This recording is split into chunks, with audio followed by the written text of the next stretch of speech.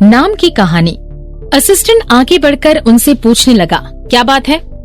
जब उन्होंने देखा कि कोई आया है और वो भी संजय का असिस्टेंट, उन दरवाजे के पास खड़ी सेक्रेटरीज को लगा कि उन्हें बचाने के लिए कोई मसीहा आ चुका है। वो जल्दी आगे भागी और कहने लगी, मिस अर्पिता लिटिल प्रिंसेस को अपने साथ रूम में ले आई। हम सोच रहे थे कि उनके पास जाकर उन्हें पूछें कि वो क्या खाना पीना चाहेंगी। सेक्रेटेरियल डिपार्टमेंट हमेशा कंपनी में आए इम्पोर्टेंट गेस्ट की खातिरदारी करने में कोई कमी नहीं छोड़ता था।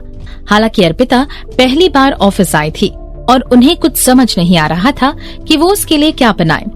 एक्चुअली अगर उन्हें बताया भी नहीं जाता तो शायद वो अपने काम में बिजी होते, लेकिन अब जब सबको पता था कि मिस्टर संजय जो कभी ऑफिस कैंटीन में नहीं आते, आज उन्होंने ऑफिस कैंटीन में आकर अर्पिता के साथ खाना खाया, उन्हें तो यहाँ आना ही था।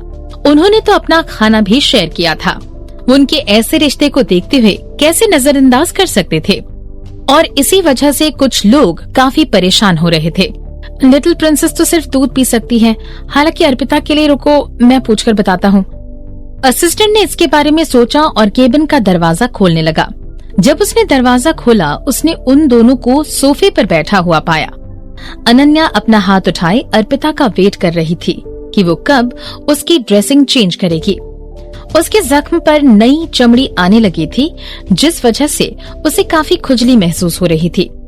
अर्पिता को डर था कि अनन्या अपने हाथों से उन जख्मों पर खुजली कर लेगी, इसलिए वो उसका ध्यान भटकाने के लिए उससे बात करने लगी।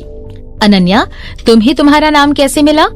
पहले अर्पिता उससे सिर्फ ये ध्यान भटकाने के लिए पूछ रही थी, हालांकि जब ये सवाल पूछ ही लिया गया था तो उसे ये जानने की उत्सुकता होने लगी। अनन्या जैसा खूबसूरत नाम संजय के स्टाइल का तो नहीं लगता था। क्या दादी माँ ने ये नाम रखा था? दादी माँ, वो कहती है मेरे नाम का मतलब सब आराम से और अच्छे से होना है। अनन्या प्यार से अपने नाम का मतलब बताते हुए कहने लगी। अपने नाम के बारे में बोलते हुए उसके चेहरे पर एक्साइटमेंट साफ नजर आ रही थी। तो इसका मतलब अगर संजय का फ्यूचर में कोई बेटा होगा तो उसका नाम अनंत होगा। अनंत? अर्पिता के मन में जैसे ही ये नाम आया, वो जोर जोर से हंसने लगी। वो अपने मन में संजय का गुस्सैल चेहरा इमेजिन कर पा रही थी जब उसे पता चलता कि उसके बेटे का नाम अनंत होगा।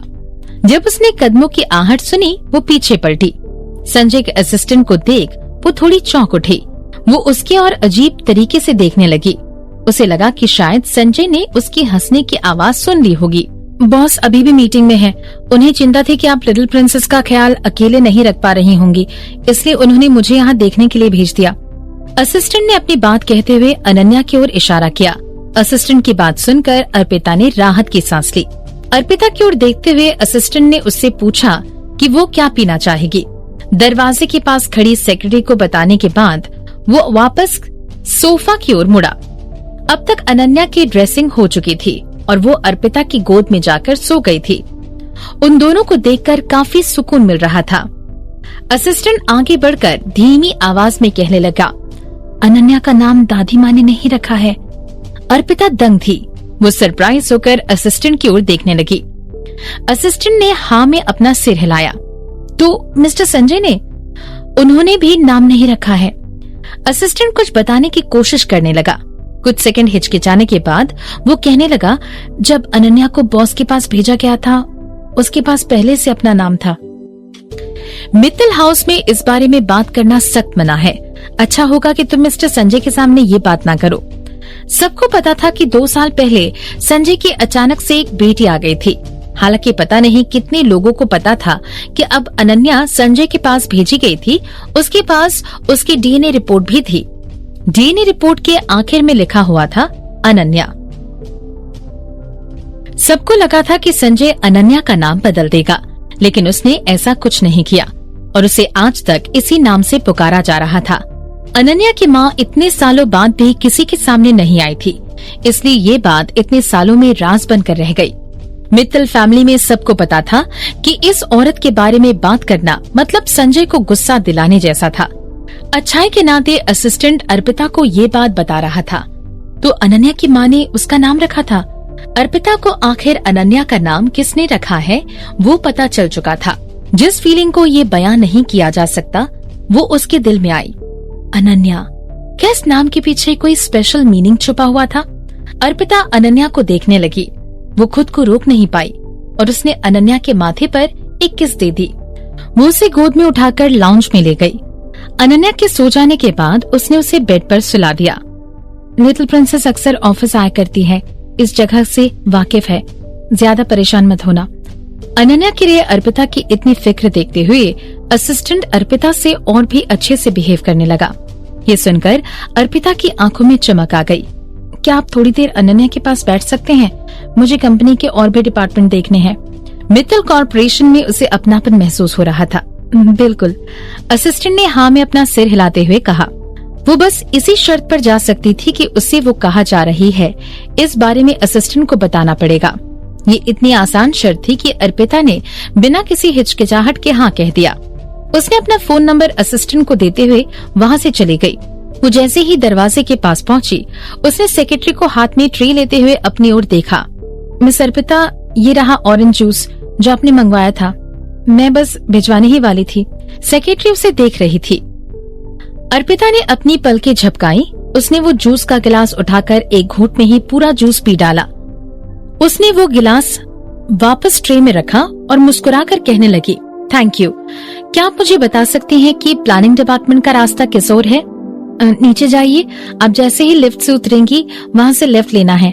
सेक्रेटरी शौक में अर्पिता को देखते हुए कहने लगी और अर्पिता वहाँ से चली गई।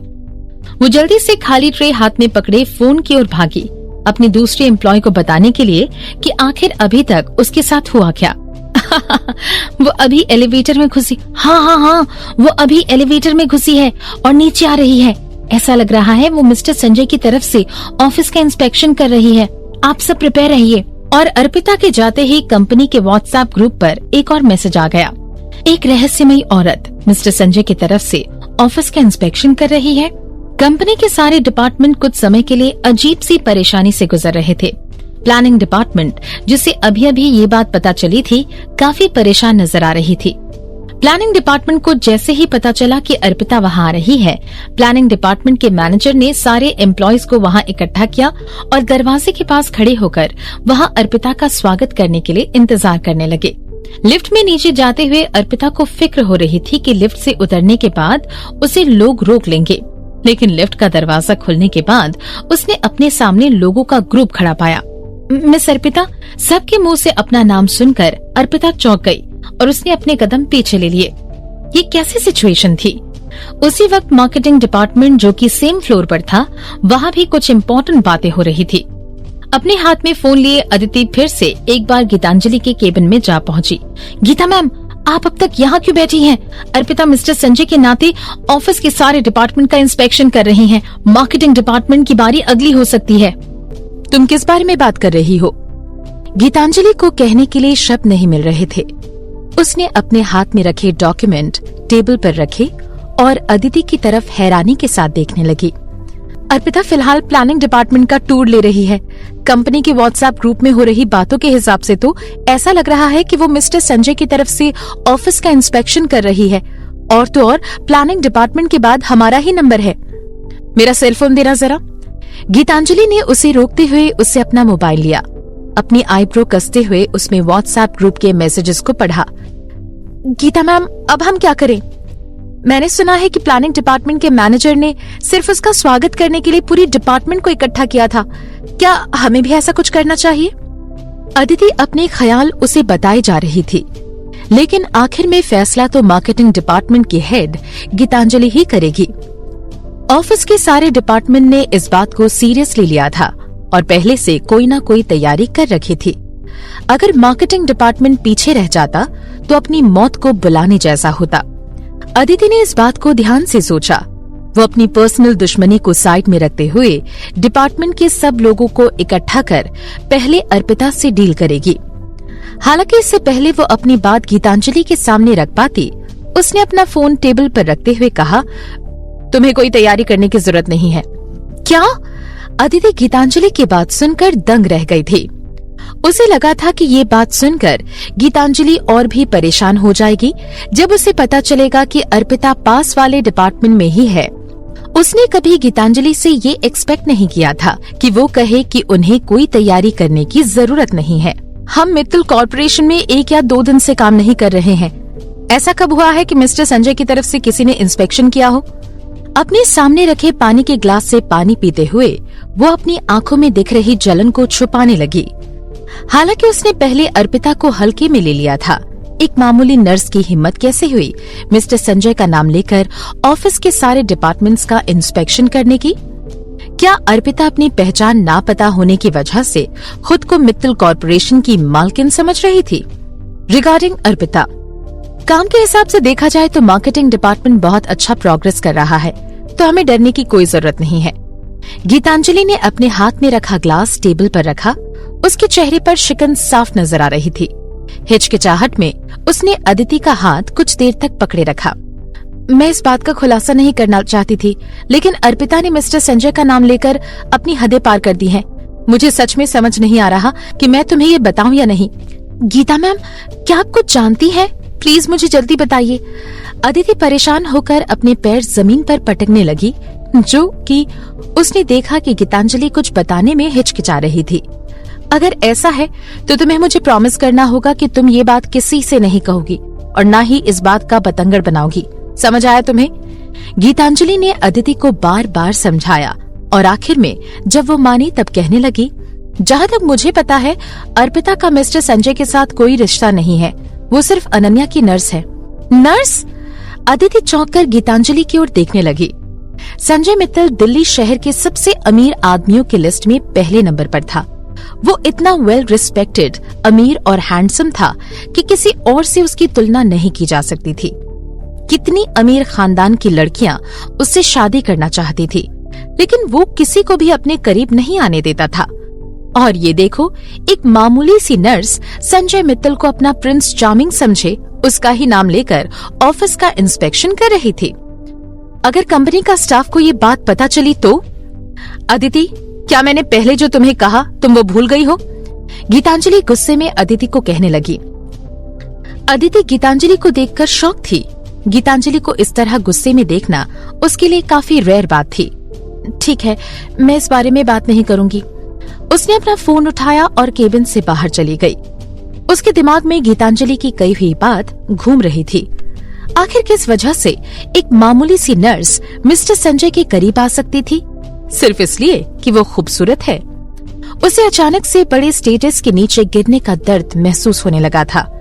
जब ये बात पूरे ऑफिस को पता चलती कि अर्पिता सिर्फ एक मामूली सी नर्स है, अदिति ये बात कंपनी के व्हाट्सएप ग्रुप पर तो नहीं फैला सकती थी और न ही पर्सनली अर्पिता के असली रंगों का खुलासा कर सकती थी। कंफ्यूजन में वो अपनी सीट की ओर जाने लगी। वो अपनी सीट के पास पहुंची ही थी कि उसने प्लानिंग डिपार्टमेंट से अर्पिता को विश करने की आवाज सुनी। उसके दिमाग में कुछ आया और वो मुस्कुराने लगी। अपने सेल फोन को निकालते हुए उसने प्लानिंग डिपार्टमेंट में अपने कुछ फ्रेंड्स को मैसेज भेजना शुरू किया।